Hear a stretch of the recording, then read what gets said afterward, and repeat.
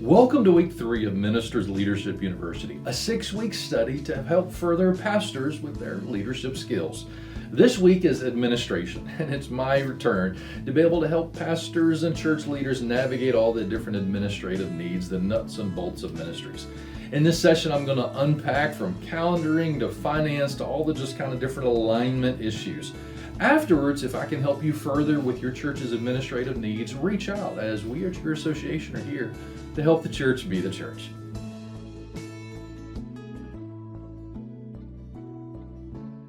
Let me open this in prayer, and then after that we will dive in. Hey, y'all, come on in. Good morning. Good afternoon. Good evening. Good evening. Thank you. Tony, sorry. Hi. Let's pray together, and then we'll dive in here. Father, thank you for tonight, just kind of sitting together, sharpening our skills as we seek to minister, to honor you, to advance your kingdom and your name. I pray your blessing upon these men as a steward and lead and influence and impact our churches. May you bless this time so that maximizing church administration. Present and prayer. All right, so you got the handout as we're walking through that. One is just realizing the vastness and sometimes overlooked of organization and administration that runs throughout Scripture. Sometimes I know it can't be really the glamour part, but there is a theme of recurring order that is not listed even as an item on your notes, but you think even Genesis 1, when God put together, let's do this in order. So he turned nothing, ex nihilo, into an ordered system that is still sustaining and moving, and we're thankful for that order today. Now, throughout there, you see some examples all throughout Scripture, and ask you kind of add to this list a little bit. So through here, of course, we think Moses and Jethro, the way Moses was leading was not good. So Jethro's father-in-law, you need to get some order. Organize the people in the thousands, hundreds, fifties, and tens, and kind of bring in the leaders there. On top of that, when they were building the tabernacle, there were responsibilities. There were artisans that were in place. We fast forward, we think even putting together some of the offerings to raise funds. Let's do the Joash offering. Do you think y'all do that in any church that y'all ever seen or has that? Seen that? And so I've been at a church one time. They did do Joash offering once a year. What's the major finances? Let's gear up for that, or major initiative, one day offerings. And so that was one emphasis there. Fast forward even beyond Nehemiah, where they wanted to rebuild the temple. And so there was a framework there. As Pastor Pierce Hill, we followed Nehemiah. I taught through Scripture. The facility had not been touched in many years. And so literally I taught through Scripture. And I'm thinking one day, we had about a 5-year list. I had a list of items across the church that were going to need to be addressed. And we had mapped out, literally at a grid, we could do this in the fall of this year and the spring of next year. Fall of this year, the spring of next year. It was going to take all the items that had been done. It was going to take like 5 years. We had it back and forth that plan. Following one day, and I just started thinking Nehemiah, I'm like, well, we did it in 52 days, maybe we could do it. And it took us about a year of planning. We flipped, and I taught back to the Bible through Nehemiah. We did a 5-year plan, 52 days, had 15 minutes to spare for us to come into the end worship service and the choir to come, all that stuff. We followed the organizational framework of like what Nehemiah did, organizing people and positioning people. If you go beyond Nehemiah into New Testament, we think of there was the disruption, which that had happened with the widows. Now we need order. Deacons went in place in Acts 6. We think also of there was some general disorder that had taken place and put some leadership roles in place. There was some physical needs of the saints in Jerusalem. So, in Macedonia, let's collect an offering, let's gather it, let's send it to be able to help those in Jerusalem. So you see that order of giving. So really there is a recurring examples of order and administration that kind of help a lot of this stuff function all throughout Scripture. Is there other examples or keys when you think of where are places of order or administration That's Old Testament, New Testament. Is there any order example that you would point to? Old or new? Yeah, yeah. So here's the set of First Timothy 3, put these in place. Timothy 5, add those, appoint elders in each town. So there's a framework there. Yeah, Paul, Timothy, Barnabas, I mean, all of that, with structuring the ministry, there's structure involved in how they lay things out. So that would be some sort of administration. Not business administration necessarily, but it could be. But they just had to willy-nilly say, let's kind of put some more leaders in place. Here's all their roles. They have artisans aligned at different places all throughout Scripture. All right. Now, there's also horror stories that can be out there. So let's just talk about some abuses and concerns that do pop up. That perhaps you say, "Oh, I remember big abuse and stuff that had happened. Oh, I've seen, I've read about, I've witnessed." One, of course, there is legal activity when we think of embezzlement. I shared with the group earlier. I think the most I've had to help a church walk through is around, I think it's like around $250,000 of embezzlement that had happened. Church treasurer had been siphoning off some funds for, I think it was probably about 10 years. And so had to deal with that whole thing, and until police had to get involved. It was a deal. Somebody using the church's credit card for personal business and never just didn't pay back, those types of issues.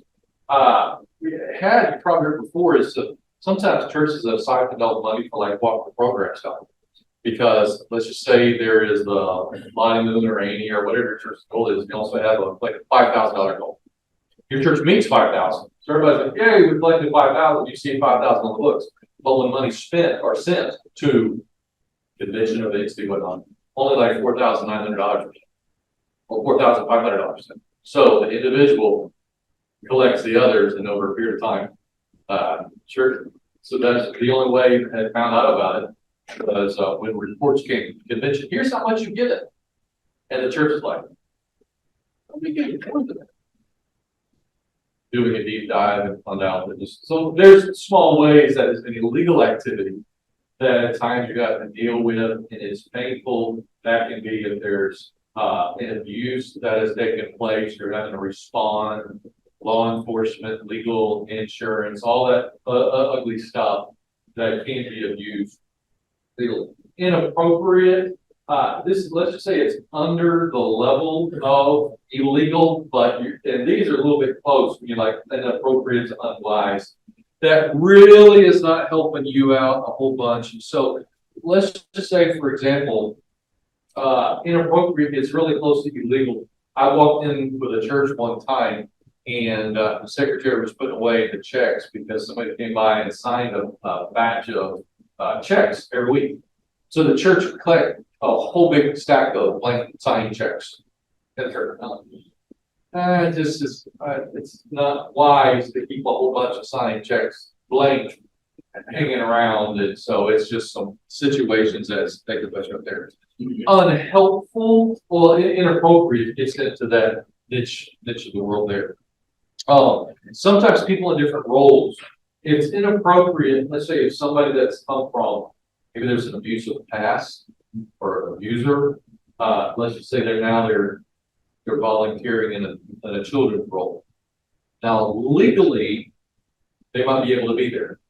Okay, so there's nothing pure illegal about it. But when you look at history, variety of factors, like it's not appropriate for the X to be in the role. So there's an appropriate.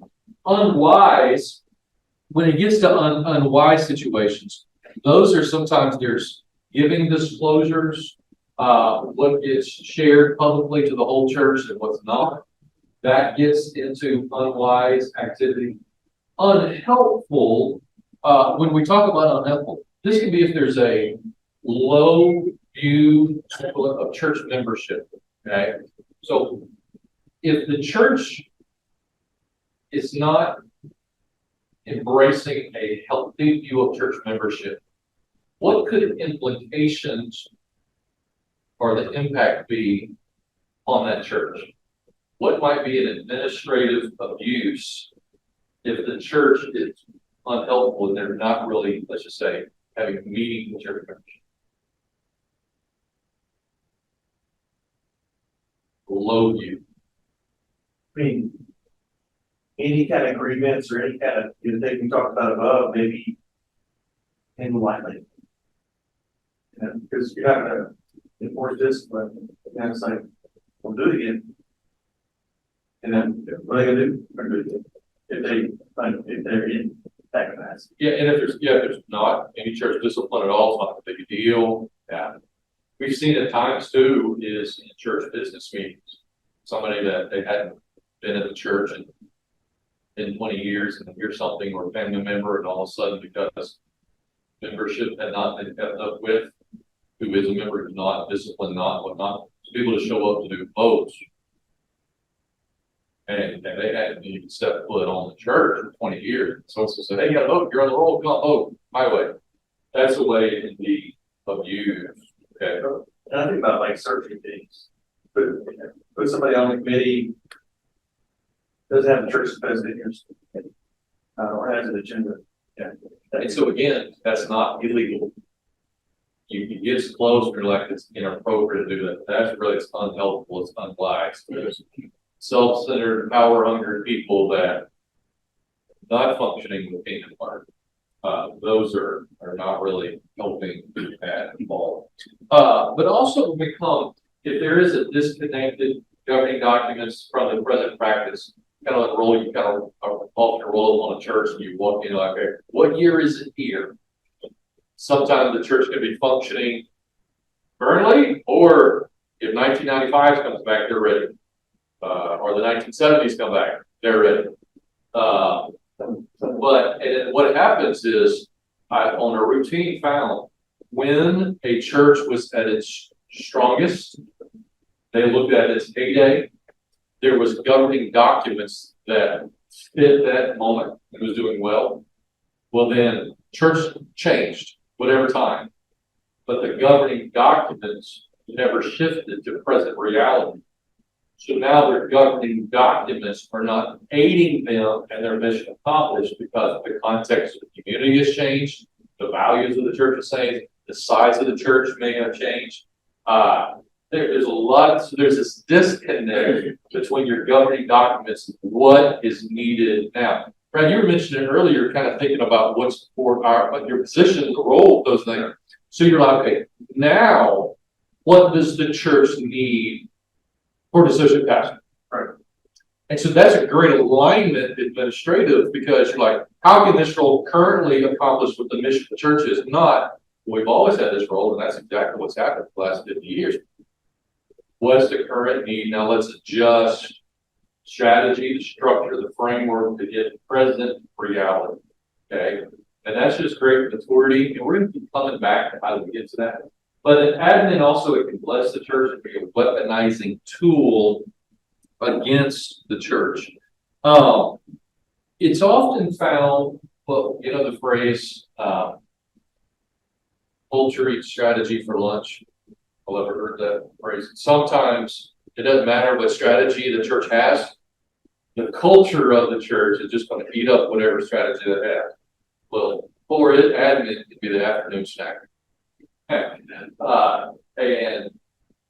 the culture of the church, if it's going to be self-centered church, a place that doesn't really gear towards scripture, if it's, I mean, if I were to say a toxic culture church, maybe there's some mindsets that are coming up of people and personalities and tones and all that. Those values and those communications get worked into how the administration is actually worked out. So people will use a document or a policy or an administrative tool, and they'll use that tool towards their own negative cultural ends. Oh, let's just use it maybe really bad free language. People would say, guns don't kill people, people use the tool. Well, in a similar situation, what can happen is you can have a neutral tool, but whoever has it in their hands they can use it to protect and help, or they can use it to hurt. So you can at times see, is there a theme of how administration is used?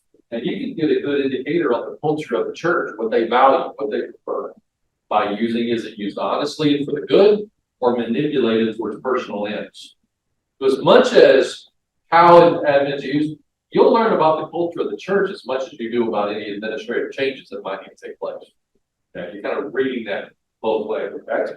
So you're saying the culture will guide administrative practices? Yeah, it can guide its implementation of it, because you could have a effective, a potentially effective ministry tool, admin in place.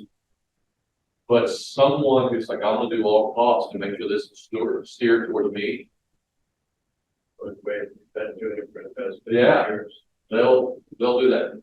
My wife and I were talking on something recently, and they're like, what about this with the church believes? Shouldn't the way the church believes should a steward this?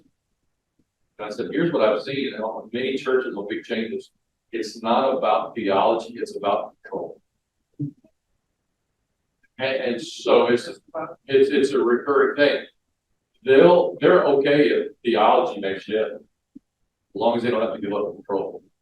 So we'll go back to in a bit how you're trying to continually put biblically rooted, God glorifying admin documents that can steer away from the self, because people will seek to, they'll almost compromise on theology as long as they can maintain control. So you're trying to put administrative frameworks and helps in place to mitigate that as much as possible. But no, just as pastors and leaders, we're trying to equip the saints to serve. You get equipped and hold accountable in that direction. Knowing that can be a tendency if we want to drag some all that. I was thinking about that today. Obviously we have a new pastor, 9 months now in. And, in my perception of being there the length of time, I see some people that desire that control, that don't see him as a spiritual leader, see him as an employee that we can tell what to do. Yeah. Or they don't respect a decision or a vision. So they don't do anything they can to sabotage that. And again, it's not about theology. It's a low view of theology. Right. But it's a high view of control. Right. And that's why admin can become a weaponizing tool, if not check up on, evaluated, massage, tweak, Let's give you a important with that failure to update the governing docs that can hinder the mission. Just to give you an example on that, my very first vacation Bible school when I was at Ferris Hill, I'd only been there on 3 or 4 months, and the whole budget I think for VBS might have been like $500. What you lady came into the office and she gave the receipts and said, I need to give reimbursements. It was like $400 for oriental trading. And they had to get reversed. And that just kind of blew the button. Now, we came later and I put in some guidelines. That's where I added requisitions later, because we wanted us to have VBS. We wanted the church to reach these children. It was the church's mission, not one individual. So we had to put practices in to help us accomplish our mission. And so I had said later, and here's what we're going to do to reinforce to us, the we. We're going to have this, so all resources available when we need it. You're a part of the we. But if anybody comes and just starts spending money without prior proper approval, I will look at you and say, thank you so much for your donation to the church. And it all took me one time, I have to say. What did we all say and agree from? And we all talked about, prayed to, and like, yes. Thank you so much for your contribution, Karen. And it didn't happen. Brian, would you change directions in administration? Come in as a new pastor, one been there for a year or so, but not very long. Yeah. You got a long history of somebody else doing different. How do you take an administrative changes like you're talking about, being reimbursed, and formulate it into the church's administrative guidance? Well, Often, that's a great question. What I'll do is, as I am learning, places stuff can blow up at, kind of taking notes, trying to craft what might be healthier processes. I'll seek to, once I hear those unhealthy postures, I'll seek to develop what might be healthy processes within a couple leaders, groups, things of that nature. I get feedback, whether it be from church treasurer, finance team, what can we do? Because I want to compare the unhealthy behavior against what is a kingdom for the future. And then without addressing that one person's pain point, or that specifically, I might come back later with it, because in a sense, they didn't know better, because there was not any admin guidelines for them to behave differently. That's just always happened. But I knew that was an unhealthy behavior against the we. So what is a healthy behavior? What's a healthy system for us to play? Talk about it, whether with deacons, finance, treasurer, things of that nature. What would be a healthy system for us to foster the week? And then later, it might be weeks, months, whatever it might be. I'll have taught on the we framework. I'd work that into sermons, business meetings, general stuff, starting with the value, starting with the church thing. Based on that value, we're going to do this. And sometimes that can, depends on the severity of it. Sometimes that's able to be in a couple of weeks. Sometimes to get those corrections, it'll take 6 months or a couple of years. But I will identify the pain point of an unhealthy behavior. Not necessarily blame the person if they didn't know. Discover what's the best kingdom enduring future. Work with others to create a solution. And then communicate that through just integrating into sermons, business meetings, stuff of that nature. So when the next opportunities come, I'm anticipating, so for instance, coming back again the next year, when it even got an inkling where the VBS prep. I've already communicated, hey, we're looking forward to VBS this year as we're all working together. Now remember, here's what we do. If we won't, we're going to make sure we all have the deadlines. So if y'all need to put in the requisitions, make sure y'all do that. Because if not, I'm going to turn around and say, thanks so much for giving church about church. So when those potential behaviors come back, I'm seeking to address it beforehand, not just responding. Does that make sense? Mm-hmm.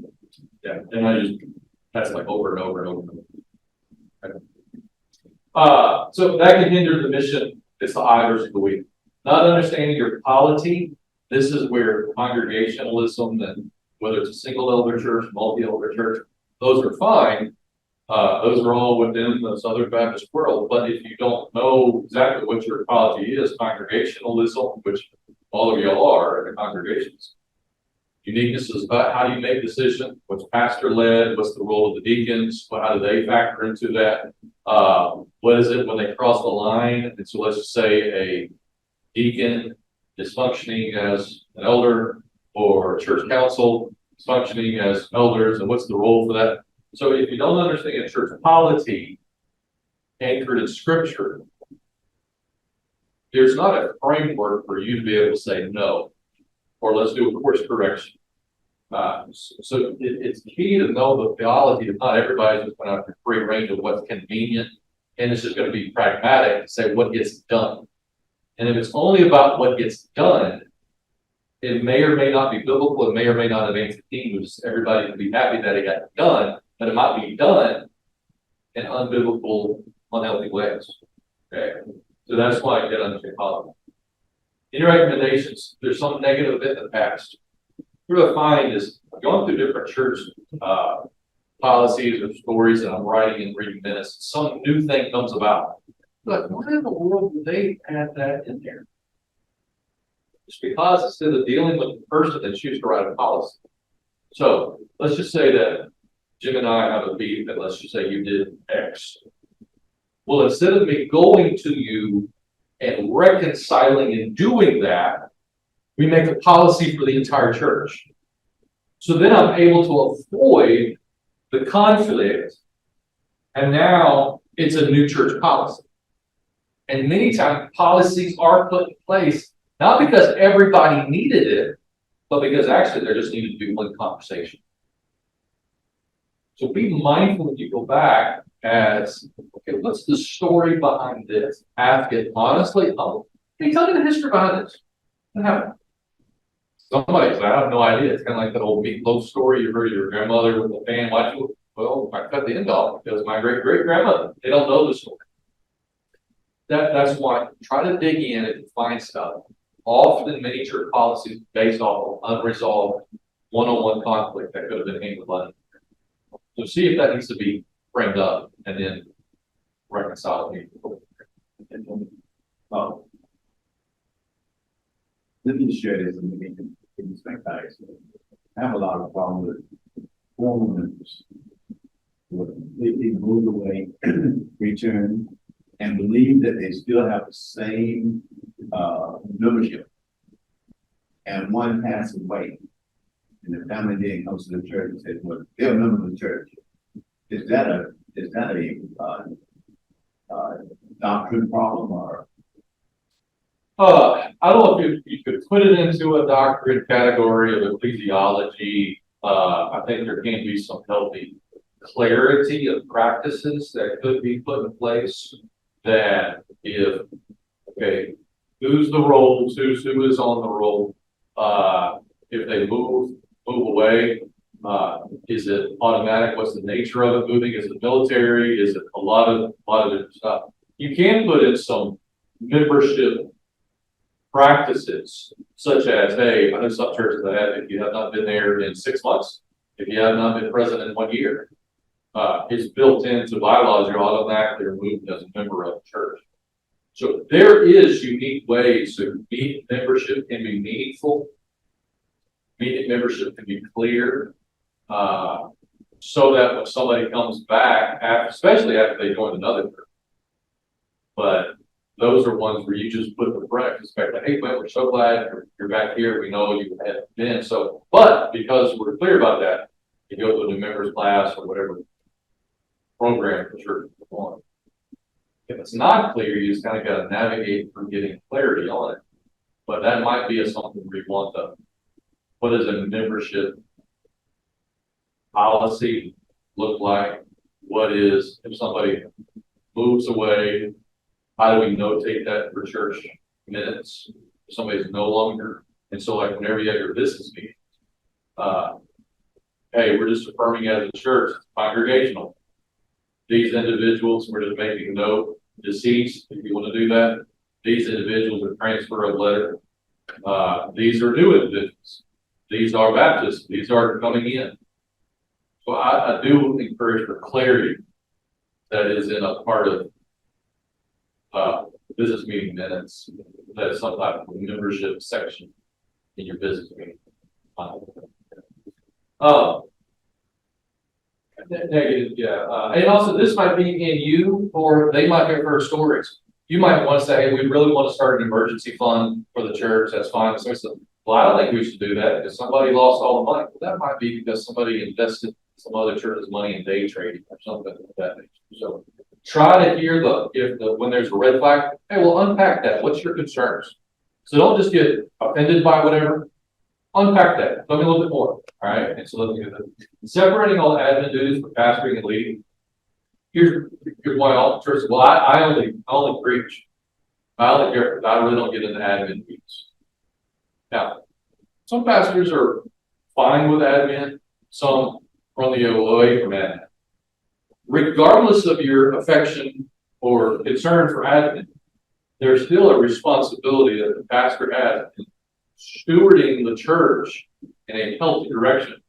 And whether he has a lot of the weeds or he delegates responsibility to other individuals that take on the weeds, there's still oversight that he would give, make sure the church is being stewarded in a healthy, preferred future. Now, he's going to merge that between teaching that aids in that direction. Because you can't walk through a lot of the parts of scripture that's in here in section 1 up here and say, well, I'm going to skip over the section right here because I'm only dealing with pastoring and preaching part. If it gets to the order, that's what this other. Now, everybody's at least having you You might delegate responsibilities, but ultimately you have to have that responsibility. So don't just say, no, that's not me. I've often found churches that the pastor totally turns away. There's growing quick unhealth. I shared this earlier. There's one unhealth in a lot of areas. A church that in context, Brian Pinion was right, budget. Sure, it's this last year, so I wrote a budget for the church based off of what I had been informed and some numbers. So they don't have the budget. All right, so I went out to help the church. I sat down for the stewardship meeting with the church. All of a sudden, the pastor started passing out financial report. Like, Pastor, I didn't think you had a budget. He said, yeah, I didn't know we had a budget. Pastor did not know there was a financial spending plan for the church. Now, that was just the tip of an iceberg of a lot of other issues. But the sense of hands off, you suppose there's a lot of other just general admin stuff. People are kind of going a lot of different directions. So that was the way. We can't just delegate it and forget it. That's application. Okay. So, how about this? Other abusive concerns may have popped in your mind that you're aware of. Seen, experienced, got the scars. And when I do, I told this at a church, I was doing pastor search training at last Wednesday night. I say, okay, here's what we walked through the meeting road. Here's the survey. If you want to do a survey, I have you 2 examples. Use it if you want.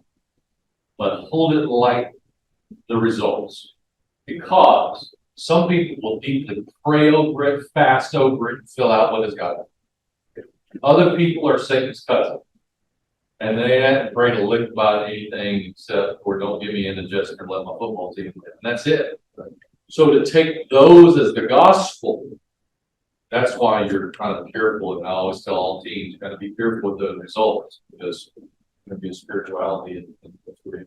We've also got different styles of churches. For example, if you got a family church, which is probably normally 75 and under there. Yes. That's going to create administrative problems no matter what. Just, well, so, or maybe you've got a church that's church planner and everybody relies on the pastor. And they're whatever he says, yes, they go for one extreme to the other. It does. It does. Well, let's look at some essential values in the department. One is doctrinally rooted. Every time, and with church constitution and bylaws, I wrote one and sent off to a church today. Beginning with clarity on your church's statement of faith. Now, you may have, we believe the Baptist faith and message 25, 1963, 2000, 2023 amended, whatever it might be. But you're clear, and the church is clear on what that is. And you might have supplemental statements, national statement, or whatever, that's fine. Because once your church is really clear on that, you have it spelled out, then your other guiding documents of your church should flow from that. Who uses facility? Well, you don't want somebody to use the facility in a manner that's contrary to your church's statement of faith. Wedding policy. You don't want to say, well, what's the local place used for wedding policy and that's adopted? No, it needs to flow out of your statement of faith. To recognize you can control that. The church is a private organization. You're not a public organization. The church is a private organization, privately owned, that opens its doors to the public. So often you'll see something, oh, if you're a public facility, you have to do this. You're not a public facility. Okay, you're a private facility. Now there's some couple building codes that have to be in place, of course. But just know, you get doctrinal clarity. I know this. Once you get doctrinal clarity, and that's what frames your other policies or guidelines of the church. If when lawsuits or something may come up, the court systems are hesitant and not wanting to weed into ecclesiastical matters. That's why churches say, "Oh, we're not getting into that," because of the realm of ecclesiastical abstention. If a court has to begin to unpack the theology of the church in order to apply the law, that crosses over constitutional boundaries.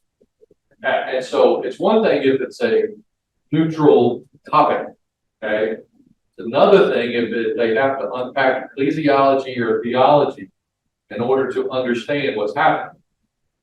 Courts aren't wanting to wade into theology matters. It's kind of a separation of institutions. So as much as you can be doctrinally clear, what's our statement of faith? Now, how do those need to inform any other guidelines that we place with church? Tie it back. Footnote. You do a wedding policy, footnote, here's what we're doing. Here's one. You do a building use facade, footnote, okay? Because there just needs to be that clarity. God glorifying. Here's what God glorifying, and I mentioned this earlier, we were talking about the abuses. There can be the tendency of sin in our lives. So everybody's, what about me? What about me? What about me? Instead of, we are built, God, we are created for God's glory. So as admin docs and guidelines can help frame to turn people back so their hearts and their minds with the decisions are Godward focused. Because, you know, there's what Sunday school classes that can turn inward, teams that can turn inward. Everything, we have a natural tendency to turn inward. That's why healthy accountability, conversations, framework, even unless you can wield stuff for the good or you wield it as a weapon, that as you're stewarding admin and you're putting whatever doc policy in place, how are we going to turn this group so they're always thanking God for God glorifying, not himself? Okay, so good admin helps to get it off the self toward God glorifying. Now, that where it is for spirit filled and spirit led. Here's one. You can't put in, well, you could, but it'd be horrible, an admin policy for every single micro minutia thing that might ever cross the line of the church. That would be not a manual, that would be volumes for a given church. Okay, because there needs to be clarity and vagueness. The reason I say vagueness, issue comes, how should we minister? Well, what's the Spirit leading us to do now? There needs to be the space in there for the church to be able to seek the Lord, for the wisdom of the leaders in the room to be able to say, what's God leading us to do? Instead of, we can't do that, the bylaws won't let us. We can't do that, the bylaws won't let us. That's why you have to make sure it's not so specific that it prevents you from accomplishing the mission. Create healthy vagueness that gives room for people to think, for people to pray, to seek the Lord and guidance. Make sense? So if there's 100,000 foot view, 50,000 foot view, I'd say with a lot of policy, don't get it below like 5,000, maybe the 1,000. Just let some people, that's why you got teams. If everything was decided, you don't need people. Just put this in place. We'll do church by AI. How about that? So let's go over there. Now, others informed. If I say if whoever is administrating will have the others informed as a driving theme throughout their decision, their countenance, they will do extremely well in admin. Because if you're a single individual, you don't need a policy. You just have to get administrative tools, guidelines, forms, or whatever it might be. The more people you get, because administration seeks to put up guardrails and healthy tools so that it is a we heading in a preferred future. It doesn't matter which way anybody goes. You don't need administration because you just do whatever feels good to you and you go that direction. But when it's, okay, what could we put in place so that all of us are heading towards the direction that God's given us? What promotion would we need to put in place so everybody knows, here's the details of that event? What guidelines would put in place so everybody feels as safe and informed in the direction we're going to go? What financial policy to put in place so all of our finances are cared for well? A lot different than what suits me, what helps me, what prefers me. So if you're thinking through in your admin time, about other people. What questions are going through their mind? Financially, travel, details, promotion, night of the week, all those items. You will have more admin and clearer admin when you're trying to serve others, not just help what fits you. Okay, so that's why it's others informed, and there might be stuff that you're getting feedback, what helps you, what helps you. With that, with the, thinking of being people oriented versus task oriented. Yes, it is one of those things where I personally am task oriented. That's just my thing, I'm task oriented. But at the same time, I don't lead tasks. I seek to influence people. So therefore, my tasks come out of the people. So I think there is an art between the two, but I think that's the difference. But I've heard somebody put it this way: I don't teach the Bible, I teach people the Bible. So there has to be that people centric, and then you can develop tasks from there. Now it does get more complicated the larger the group administrative, the more layers of communications needed, so those questions are answered better. So you just have to think. I personally just think of that coming back from the mission field that I made in Africa. People are most places throughout the world, Africa, they're more people oriented, just as where you can. They're all about right. So we often see though, I think that just comes from, Christ, a servant leader. So what is a servant leader administrator look like? Well, how do I lead this group administratively? Servant.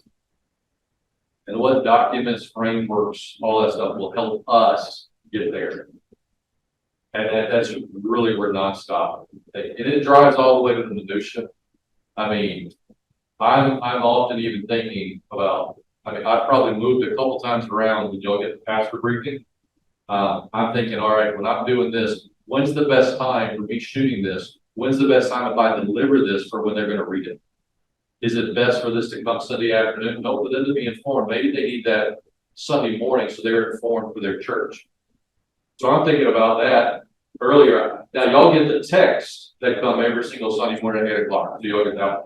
But the emails that come, I'm like, okay, is that best for them to be informed so they're ready to go on Sunday morning so they're informed? Now I've actually recently made a shift. So they might want to think about what's going on. So now it's Saturdays at 8:30. Information comes and that's the time. So I'm actually thinking, when is it the information needed for those who need to make decisions and actions? When's best for them? Now my tasks are driven off of that. That's the way I read it. And I'm always trying to massage and think about that. That's where rarely, unless it's emergency, I'm trying not to connect to pastors in the mornings. I'm split. I think they're probably doing sermon prep. So I'm just focusing on admin stuff unless emergencies pop like that. Yeah. Task and more. All right. Biblically prioritized. There'll be tensions between law and the Bible. Pick the Bible. All right. You gotta offend something. Okay. Choose and follow what Scripture says. So biblically prioritized, and so let that be really the stride of what you do. Okay. Fitting and orderly. My favorite verse, 1 Corinthians 14:40, everything done in a fitting and orderly way. Ooh, I know that's not most people bumper stickers. But there is an admin that needs to be fitted to the size of your church, the context of your church. The reason is, I said at times, a church may be X size at one point in its history. There might be a budget that's a certain size, a administrative thing that's a certain size, staff that's a certain size, and at times something's changed. Well, the system, the framework is never updated. The decisions aren't ever updated. When having the size, the church changes, the culture changes as well for the community. So if there's not alignment to it, decision making and just ministry in the church can be really challenging and grow ineffective over time. If there's not alignment between the current reality of the church and the structure of the church, as well as even at least formed by the broader community of the church as well. Now, we're even thinking now, what do you think about, well, I'm getting a little questions, not a whole bunch, but little questions here and there on a lot of hiring. Now in secular, well, you have to do, you know this probably from the equity, inclusion, and all those items out there. So, Yeah, you have diversity, inclusion along. yes. So all those values have to drive through it. So you're informed by the verbiage of the culture, but that can't ultimately really drive the final determination of the church, because we're not driven by the winds of culture. We're driven by scripture. But you're just making sure things are informed and fitting in rules. But also it can be a problem. There's a good book. I'm trying to remember the name of the author. I can't. The name of the book is One Size Doesn't Fit All. Come out several years ago, but it was. Let me tell you, if you're pastoring a small church or a medium-sized church, it's a great read. Yeah. But it helps you take from small all the way up to mega. And it's just got a lot of what you're talking about in there. I think too also is remember the average size church right now is the 65. I think that's the current average. I mean, it's smaller than what it had been. So just say what's the normative size. So just keep that in mind. What's the normative size? What's the fitting structure to that? Now for the throttle, it can help if your admin is good. Let's just say it can help you really move at the proper speed. But let's just say if you got cumbersome admin, somebody comes into your church for food. Okay, they will not help you get what you need. All right, we need to mention this to the benevolence committee, then the benevolence committee is going to share this with the admin committee, is going to refer this to the church at our next church business meeting in 2 weeks, and they'll get back to the food. Now you had a clear process, but it was cumbersome and it impeded the mission that was there. So that's why ministry admin, it can be a throttle to help you accomplish a mission or impede it. Now, some stuff needs to go slow. If you're going to change the statement of faith of your church, you should be able to do it in one quick. Let's do a 5-minute conversation. SBC is seeing there's some fallacy with that right now. But just know there's some stuff that needs to be slow.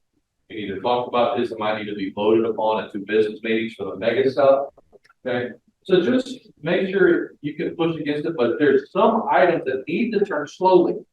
That's okay because they have long-term effects. One thing, if you make a quick decision and the effect is only going to last for a week or a month.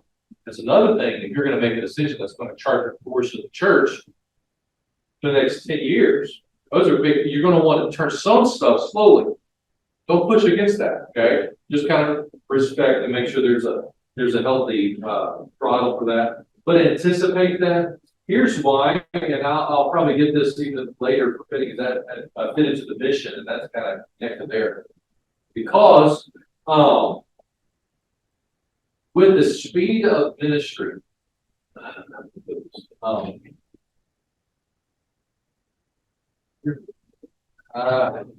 might come back. Let me just come back because I want to make sure you're not missing opportunities for engaging in the mission because it's not fitted right. But if you know there's going to be a decision, you have researched it for a long time. I might see this at the very end. Don't expect when it's long-term impact. Don't expect to inform the people, have them process the item and decide on the same night. Because it might have taken you a long time to work through it. Why shouldn't we expect for the people to have at least some period of time to think through it, process through it before they make a decision? So sometimes our admin leadership blows up issues because we didn't give the church a time to think through that we gave ourselves to think through as well. Okay, so just keep that healthy. It builds confidence when there's good practices in place, people will be like, okay, it's okay for us to give to church. We know because practices, they're gonna handle our finances well. We're gonna serve meaningfully. If I come to this event, they're gonna start on time. That's one reason we came, hey, 6 o'clock, we'll start here. Hey, I want your time. Thank you so much for coming. Because I don't want to set a culture here that says y'all show up. Well, I'm just going to sit around. It might be 15, 20 minutes, 30 minutes later that we're going to start there. No, we want to say, hey, you're here on time. I want to honor you. Get it going. And in time, there's a culture that people say, hey, they start on time. I better get there early. No, it's not knowing culture of the world. It's people centric. Hey, we're just going to sit back and wait till people get here, and then we're going to start. Okay. American culture can be different. So I just want to say, hey, you're here. I'm going to honor you. I'm going to go. All right. So just that can build confidence, but also for risk of mission. I shared this one earlier. Karina's in the room here with us years ago. We had done some mission stuff, and here was the finances and admin, and so there was some confidence things as we increased some risk issues around the community, Haiti, all those things, and people like, hey, we know it's heading confident way. So when we said, hey, let's do a mission trip to North Korea, not your normal place, but even though there was, that's risk, Karina and I there with a team of 13, and so we're in North Korea for a week, seeing what's happening. That's not a common place for people to do mission trips. So you're able to venture into some high risk areas when there is a reputation of trust and less areas. Sometimes we don't attempt great things because we haven't fostered trust in smaller areas. And that takes time to be able to build that. But connect admin to worship. I will give you 2 examples. I've heard this recently in a couple churches. One, as preaching, and before I walk up on stage, they dismiss the kids for children's church. Happens in many. But this one church, the minister was making an announcement. Hey, before Dr. Noel comes out, it's time for us to dismiss from children's church. And here's what they said. As kids head to children's church, I want you to know that your children are God's special possession. It's one reason that we have background checks for all who serve preschool children and youth. We have a great security team. And we're also going to be teaching God's word. It's not just babysitting. We're going to be discipling your kids while they're back there. Now, in those 20 seconds, they knew about discipleship that's going to happen and we knew the high value of security. It took just a micro moment to be able to tell that the families knew, wow, this place cares. And they're ready. So there's confidence that's going back there. Another church uses this way, just you're kind of working admin into your leadership and worship like this one. Hey, we know our treasure is owned by God that we manage for his glory. That's one reason that we reconcile with the bank every month. We got 2 check signers and a couple of layers to honor your generosity. Thanks so much for investing in the team. You just commuted some very simple admin stuff that shows confidence that as people are faithful to what God's asking, and here's what we put in place to honor your faithfulness. It's a great way to put pastoring and worshiping together. It builds trust. And so be like, I know if I invest and give more, they're going to use this for kingdom dollars, not for worship purpose. It's God glorified. You can build trust. And again, that can take 10 seconds. That just takes 20 seconds tops. You're doing a stewardship moment. This past Sunday, I was filling in for Jim. And I was at Heights, and I got up and I did the offering time, and said, "Hey, thanks for how much you're about to give. We appreciate the gentlemen that are giving, that are about to collect the offering. Just know this: when you give, y'all are collecting for the McGuire State Mission offering. 100% of your dollars, 100%, not admin, goes to help church planting all throughout Florida, and also you're giving the cooperative program. Part of that goes to send relief that is helping those in Idalia response." Helping the Morocco victims of the earthquake, and also it's continuing to help the wildfires in Hawaii. Thanks so much for your giving. Now let's pray. You've communicated admin, vision, purpose, trust, and it can only take less than a minute.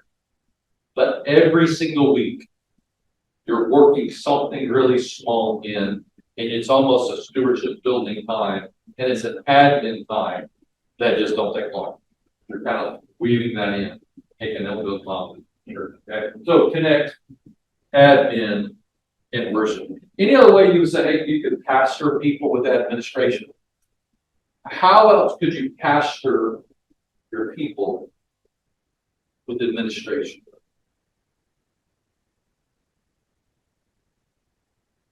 Well, I mean, obviously a calendar or. Yeah. Yeah, I mean, we're gonna meet at this time for worship, we're gonna have Bible study at this time. We're gonna do a mission community food distribution once a month, you know, and set those parameters out there and let people know they can volunteer, but also structure, it's not really them. That's right, it's thought. So if people sacrifice the time you communicate, it's gonna be meaningful, because we have thought through. Okay. Let's look at some best practices. All right, when we come to some best practices, this is where you're spreading risk and responsibility. Beginning with finances, or a lot of decision making, but more than one person counting. People who count need to be different than those who put it into the computer, the church management software. If possible, different from those who decide what bills are paid or not. Could be different from the person who signs the check, or at least you need another person on top of that. If it's centralized, you have two ways. There can be the risk of abuse by the individual because it's all concentrated. And it has risk upon the person because even if they're doing everything perfectly with great integrity, one accusation comes, who would be able to defend them, to help them? Okay. So you're pastoring, you're caring for them well by spreading the risk appropriately. Whether it's finances, proper decision making. There's some things where you say, yes, I need to make this. And you said, I need to make this in consultation with somebody else. And that's just something to do.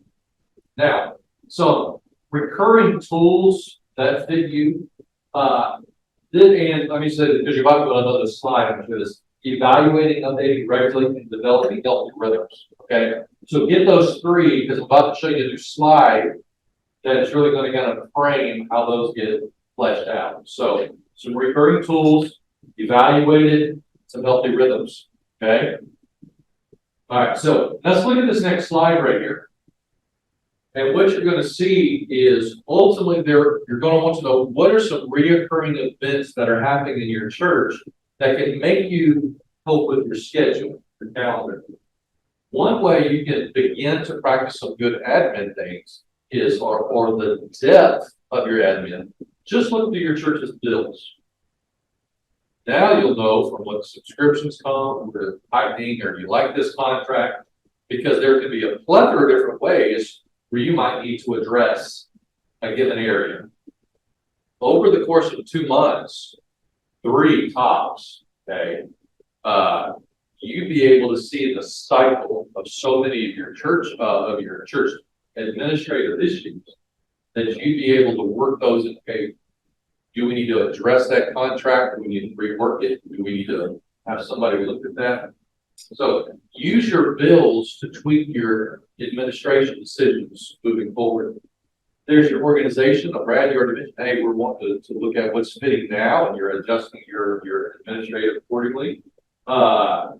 Here is also bills and forms and events, like that 6 flags over your trigger right there. But let these get some rhythms. Now, every year, you might have a set of major events that take place. Okay. So you're evaluating when those major events. Now, what might be a major event that your church has between now and the end of the year?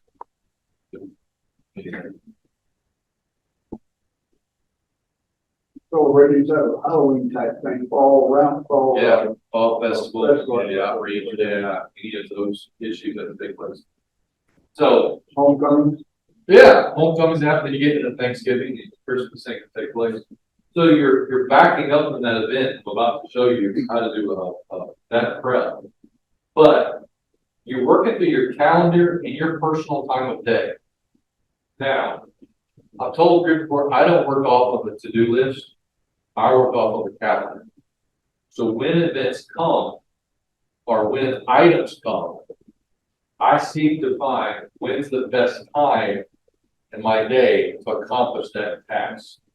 okay? And you do based off of try to individually others.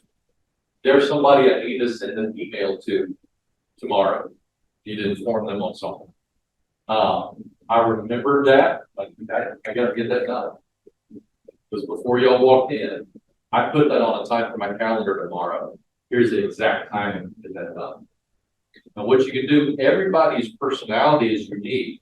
If you're a morning person, anybody morning? Okay, afternoon, evening, whatever your times of energy might be, that's when you might allocate certain responsibilities. Okay, so if it doesn't take a whole bunch of brain activity, kind of mind numbing, put that into like some folks might call it your yellow zone or red zone. It doesn't take a whole bunch of energy. Okay, you're doing sermon prep, you won't that time when you're really focused. So when there's tasks that you need to look at or admin decisions in your day, determine when you might need that to get done, and just throw that onto the calendar to get that accomplished. And then what time of the day. Now also, depending on your church, there might be some reoccurring events that are always happening. And there is a set of decisions that you have to make, and it doesn't matter the event. Communication, it might be a committee that you have to work through, it might be a finance issue. You just think of the plethora of all potential decisions. Now, what can help you fill this out, we'll say this from that, then you create a blank form. And you might have a checkbox, okay? Committees I need to connect with, date of the event, finances that need to be secured. Is there transportation? Think to the previous couple of events that your church has done and the plethora of decisions that you had to walk through. It's going to be easier for you to think backwards and forwards, okay? So think through previous events of all your recent decisions. Put those into major categories on a blank form so that the next time you have to come up with something and there's an administrative decision, I know this event's coming up. Every single Monday at 10 o'clock, that's when I walk through my admin stuff for the week at the church. Now, what's my list of actions that I need to take? Okay. Now, it might be based on that form, you're walking out and do like 10 o'clock to 11 o'clock, and every Monday you're walking through your administrative. You looked at bills that need to be addressed, contracts or decisions made, your organization, events. So you've had that admin time, you walk through that checklist. Now you're determining, okay, is there some people I need to talk with, some committees maybe I need to meet, you put that down. Is there maybe somebody I need to share information to? Is there a decision now that I need to make? What's the next steps and all that need to take place? But if it's challenging for you to cover all of the bases on a routine basis, you're not wired that way, think to previous made decisions, create just a blank form, no matter what the event is, so that when you come to that time in your day or your week that you have to deal with those, you can just walk through the checklist and make those decisions, okay? Now, you do this. If you need help for that for your church, let me know. I'll help you craft this. Everybody's going to be slightly unique, okay? So just let me know. I'll be happy to help you do that. But use this as kind of a rhythm. Now, you'll know this is where you're updating regularly. What's the rhythms of the church? It's based off the framework of the church. There might be some other decisions you have to make. For instance, go to the next one right there. This is where it comes to the back calendar. So I don't know if you've ever seen back calendar. There's a couple of names to this before. But when you're thinking backwards, it's a lot easier for you to think backward than you to think forwards. So let's go with Jim, what you said earlier, Fall Festival. Okay, Halloween. So let's just say that's going to be on your October 31st, if that's the event. Now, if that's going to be a successful event that's going to start at, let's just say 6 o'clock, what's the thing that you need to do right before that? Set up. Okay. So what's the detail of that? What's right before that? Okay. And then what you're doing, it might be volunteer notification, it might be purchasing hot dogs, might be training, it might be promoting. But it's easier mentally because you're thinking concretely this way, but you're having to think abstractly that way. So then you're able to back calendar all the way up. And so if this is October 31, you're now thinking, what do I need to do on September 20th? If we're going to give the hit this. So it might be, as you're thinking backwards a little bit, the best thing that you need to do this week is to have a conversation with who's going to be the point person. So you pick the date of the event, start walking it backwards as far as you have to walk it. Yeah. Just be a few weeks, months, or even a year. Yeah, walk it all the way back.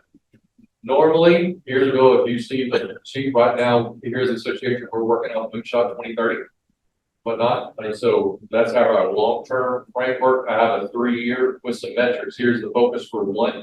And my 1 year is broken down in quarters, and I know here's 90 days. Here's what we're doing every 90 days. Here's the metric goals. It's all funneled up. Wow. But you're thinking way out, and you're just, what do I need to do right now?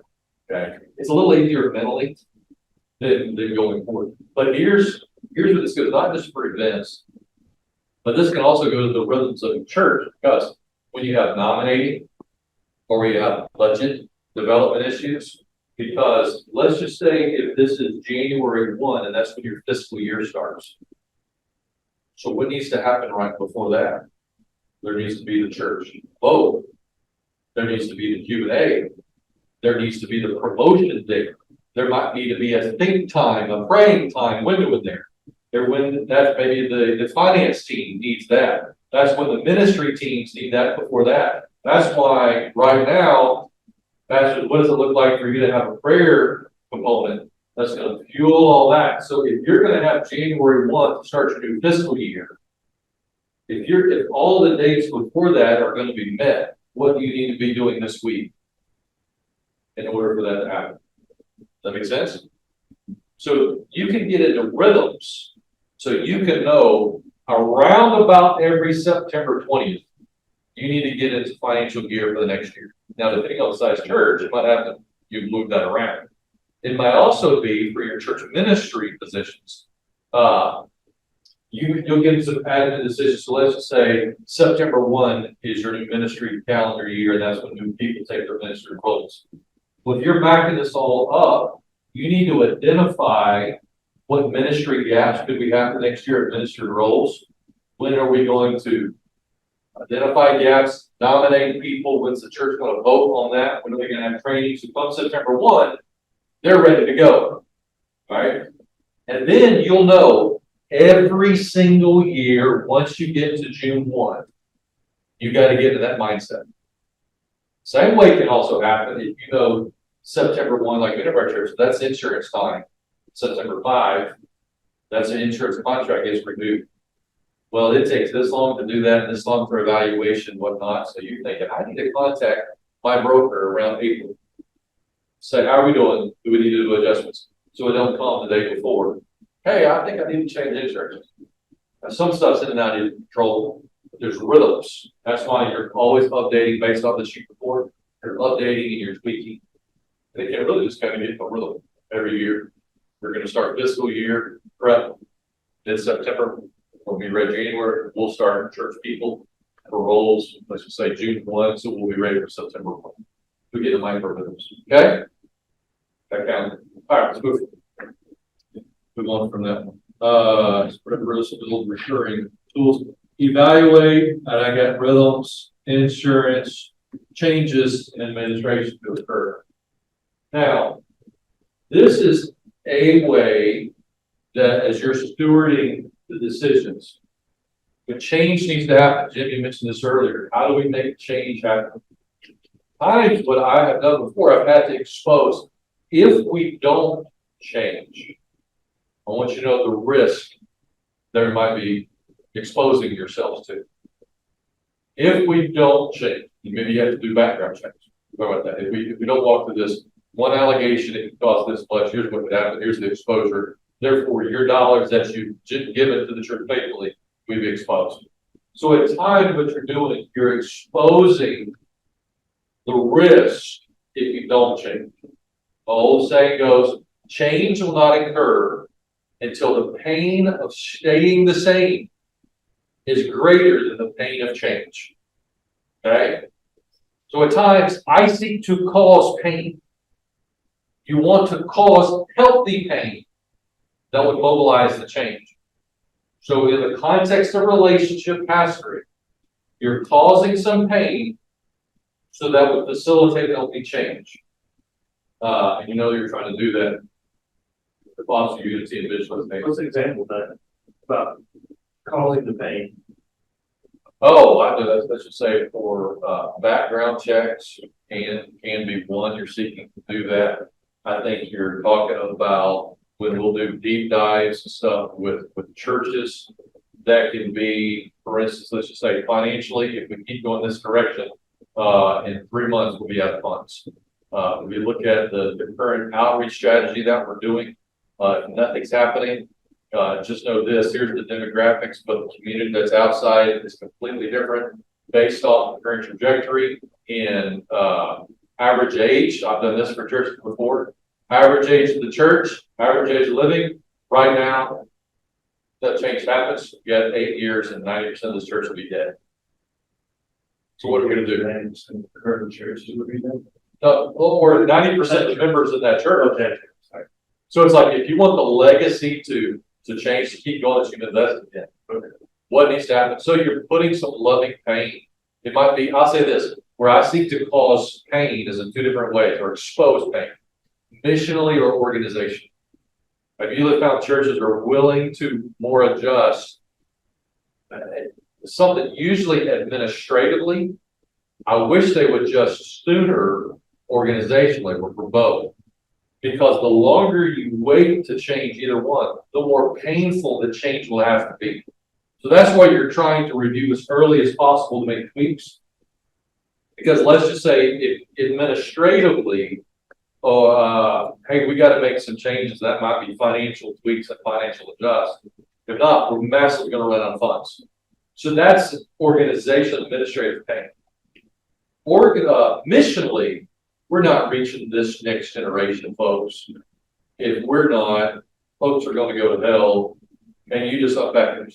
Now you're hoping people will feel the pain, but sometimes I have found people, they'll know the missional stuff is not hitting it, but until they actually see and feel the organizational administrative, they're not. I mean, until I said, you have 2 months and you'll be out of funds. Now we gotta do something. So that's why you just lovingly, you're trying to communicate some pain. So it's a change of policy. Okay. That doesn't always happen. That goes back to the greater desire for the control issue. Okay. Adjust as a group. All right, much as you can take some people with you, you'll go faster by yourself, you'll go further with others. You've heard that saying before. And so that's part. Sherry Butler can anticipate that. If you're going to go with other people, you might have to start the change a little bit earlier. If you want to see some admin stuff happens. So yes, you can go faster. You can write something by yourself. I'll just give a type of kind of pastoral admin thing. Is when I had stepped to the Ferris Hill, there had been some pastoral challenges. Okay, right there. I knew some historical pastoral challenges that had been there. So what I wanted to do, I wanted to put in a pitfall prevention plan. So instead of me just writing it out, which I could have, I had seen others out there. I got church council together. And I said, what are areas that can happen where pastors, y'all, you're aware of pitfalls? They mentioned financial or all these type of things. I'll let them craft it out. I gave a couple frameworks, but by letting them have shape and ownership of it, it was able to last a lot farther. It goes slower, but it can have deeper meaning and ownership. I just give it bigger enough. Be aware of admin blow up in the past. Sometimes you're not able to take the next step. And it's not because of something you're doing at the moment. It's because of the weight of something that happened in the past. So you may have to walk through a pastoral forgiveness, reconciliation, church conflict issue before you can take the next admin step. So be mindful. That's how pastoring and admin can go together. Don't forget about timing. I have continually heard people, they got a great idea, but you do it in the wrong timing. You try to move fast. There was a church I was helping them plan their strategy for the next many years. I met with the pastor last Thursday. Here's what I said to them. It's a great time. It's a great thing you want to plan. When's the best time for you to walk with this as your church? Is if I tried to sit with the whole leadership team for them to do a next 20-year strategy around Thanksgiving or Christmas. Like, let this be the first of the year. So we'll just do prep work for that. But often people move at the wrong speed. And why did this blow up? They didn't communicate it too fast, poorly, it got out, or they didn't get shared at the right time. So just remember timing. And then next, here is where just some additional resources I have for you. If you're not familiar with church law and tax, let that become your friend. You can do a subscription through that. But if you want to know about legal stuff in the church sphere, become friends with church law and tax. If you want some sample forms of ministry things, a resource, and we have a lot of these links are already on our resources page. We probably got like 200 or something that's probably on our site. But Brotherhood Mutual is out there. Water Baptist Financial Services will help you look at investments and stuff that you need to give guidance there. Church Alliance is a resource that you can upload all of your church documents. We'll subscription to that for a year. Upload all your documents. The lawyers will look at them and evaluate, make any tweaks, and then you'll sit with the lawyer to make these. We did that as a association just a couple years back. Freeze has a bunch of policies, manuals, big old things. Great if you're looking at change. Jeff Moore is your pastor of Gateway Seminary. Anything he writes, get. His podcast, Lead On Podcast, great. Listen to it weekly. But making major change. Just a couple of these meetings I'll already see you there on in your book. You're listening guide.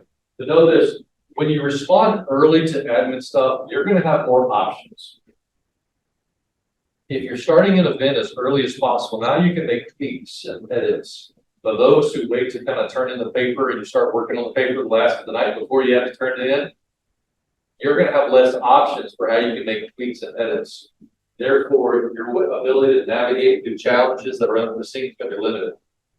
So as much as you can start earlier asking questions to get feedback, you're going to be served a lot better in administration. Right now, I'm already trying to think through what is summer of 2024 going to look like into the end of 2024. You just got to think early and what's the implications there. And then they'll give a framework for you.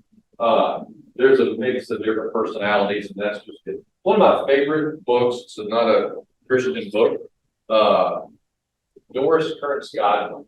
Y'all know the movie Lincoln? Like the movie Lincoln, it just kind of shows the whole kind of last couple months of his administration. But based off the last end of Lincoln's book, but Team of Rivals is the book that Doris Kearns Goodwin wrote. And it's how he put all these people from different backgrounds, different beliefs, competitors, enemies, politically, put them all on his cabinet. For him to be able to navigate it. I mean, people that were staunch enemies, he put them on his cabinet. And they were able to give all that shared stuff in order to kind of make decisions. So don't just put yes men in your administrative stuff. They need to be kingdom people, but different perspectives, you'll have a lot better administrative output. Okay. Questions? Other admin tidbits, main points that you have in your say. Thanks for coming. Well, Father, thank you for tonight. Just kind of look at admin stuff, help us kind of steward your church well, you're right, or just towards advancing the kingdom. So may we think clearly for this season and for the church that you've asked us to steward. Thank you for using us. Bless these as we go. Christ, we pray.